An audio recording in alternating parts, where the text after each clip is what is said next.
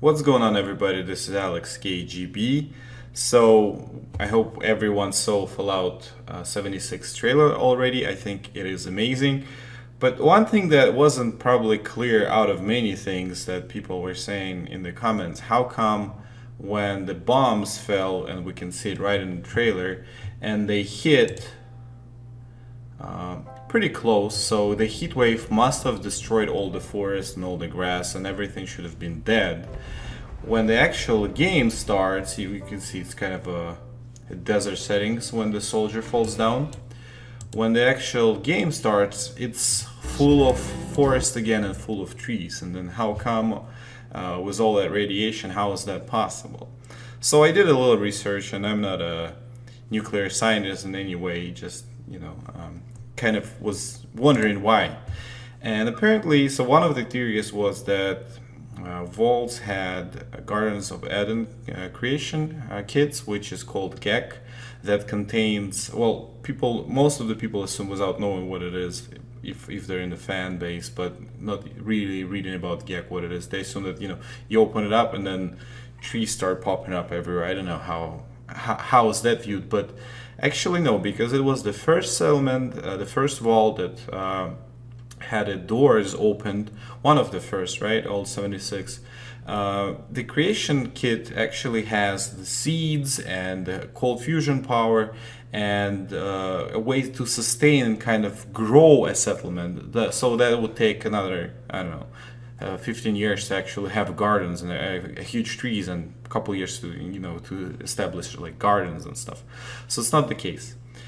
So apparently, I think because it was 25 years since the war, when the vault opened the doors, the trees actually grew back. So tree normally grows to a full size, depending on what kind of tree it is, from 15 to 30 years.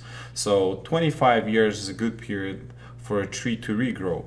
How about radiation? Does radiation kill everything living, and why there's trees and animals and stuff like that? Not necessarily radiation kills everything. So I took a look at Chernobyl today, and Chernobyl occurred in 1986, which was 32 years ago, and the amount of radiation spilled was enormous. It's still not safe. I mean, certain areas are really, really bad. You kind of can go there as a tourist for the moderate dose of radiation, which you can tolerate, but it's not safe to inhabit Chernobyl probably for next like 20,000 years. But what the thing is about Chernobyl, if you look at it right now, it's blooming. Trees are growing, they're huge. The fishes that are in the pools are in the. I think the cooling water pool that is outside of Chernobyl, like river, Pripyat, is full of fish, and it's huge. So if you take a look at the trees right here, well, that's not the trees, that's the plaza in this autumn, I think, or spring, probably autumn, late autumn. You see there's no leaves and stuff, and it does kind of look like Fallout setting right here. Like if Fallout would ever happen in Russia, that's how it would look, probably. But then if you take a look at it at summer, and you can see the station right there, the nuclear station is right there, and that's where the catastrophe occurred, the Chernobyl explosion, all the radiation poured out. But the actual trees are blooming, they're green, they're growing.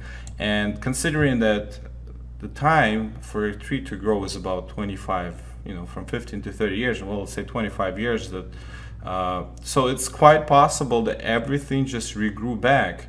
And if we talk about creatures like fish and animals and whoever was hidden during the nuclear strike or migrated, it was in those years, I think some of them would be totally fine and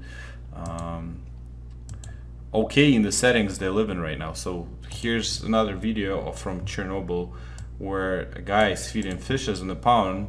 So there's a pigeon right here, a little small pigeon, and then that's the fish, right? I think that's a catfish. And then there's a bunch of them swimming, like a huge amount of fishes in the. And this is all within the Chernobyl Pripyat area that is insanely radiated. Nobody eats that fish, but look at it, it's freaking humongous. So anyway, that's my kind of theory on why everything has grown back.